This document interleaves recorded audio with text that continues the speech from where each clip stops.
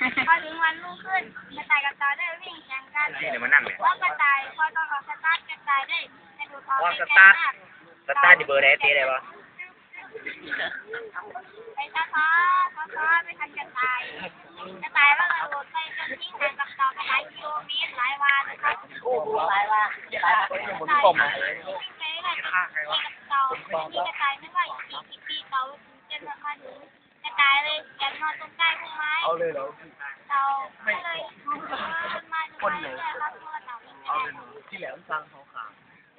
ไม่เป็นแจ็คสันกระต่ายนอนหลับไม่เป็นแจ็คสันเขาไม่ได้แบบเรามีความอดทนเราในพยายามไปปล่อยไปเลื่อนไปปัญญาน้อยเขาใจกระต่ายก็ต้องจับมาเรียกกระต่ายเห็นเต่ากำลังจะไปถึงหน้าใจแล้วนี่กระต่ายก็รีบวิ่งไปโอ้ยมันก็เอาตัวนั่นข้างหน้าวิ่งทะเลกับทันเต่าเพราะว่าเต่าถึงเส้นชัยแล้วเต่าก็เลยได้ชนะครับมือเมียมันจับ